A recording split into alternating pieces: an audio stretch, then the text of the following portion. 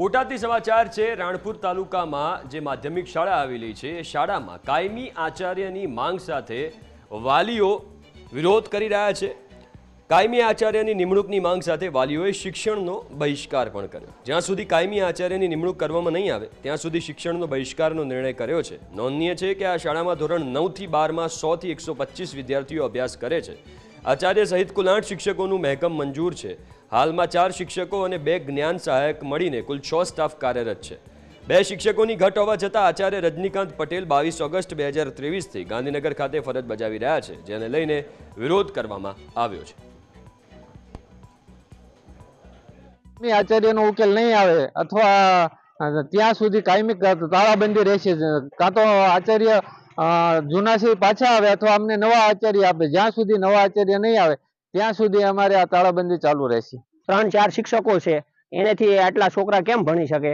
બરોબર। અને હજી આવતા આગળ અમારા જે છોકરા છે 8મા ધોરણમાંથી પાસ થઈને અહીંયા આવે એને અમે અહીંયા આ સ્કૂલમાં મૂકવા માંગતા નથી, કારણ કે અહીંયા તો શિક્ષકોની પૂરતી સંખ્યા છે નહીં, જેને લીધે અમે એ તકલીફના લીધે અમારા બાળકોને બોટાદ અથવા તો રાણપુર બસ દ્વારા મોકલવા માંગીએ છીએ। તો આગળ જતા હજી પણ સંખ્યામાં ઘટાડો થવાની સંભાવના છે।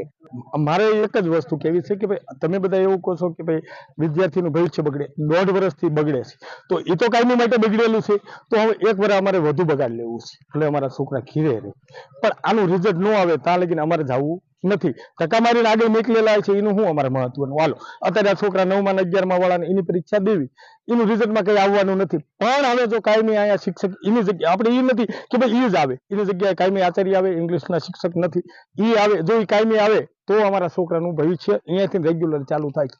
બાકી નીકળ આમ થોડું બગડેલું આમ બગડેલું કઈ વાંધો નહીં, તમ તારે બગડે એ અમને પોવાય છે, પણ આ રીતે એ લોકો બગાડે ને એ નથી પોવાતું નહીં। ત્યાં મહેકમ તો ઓલરેડી જેનું એનું મહેકમ છે એના પ્રમાણમાં ત્યાં શિક્ષકો કામ કરે જ છે, અને એના જ આધારે આપ જોશો કે એનું રિઝલ્ટ પણ 100% 2 વર્ષથી છે। જો શિક્ષણ કાર્ય સારું ના ચાલતું હોય તો 100% રિઝલ્ટ કેવી રીતે આવે? એટલે સરકાર કટિબદ્ધ છે, ત્યાં પૂરતા પ્રમાણમાં સુંદર રીતે શિક્ષણ કાર્ય ચાલી રહ્યું છે, અને આ પ્રશ્નનો પણ નિકાલ ખૂબ ત્વરિત રીતે કરી દેવામાં આવશે।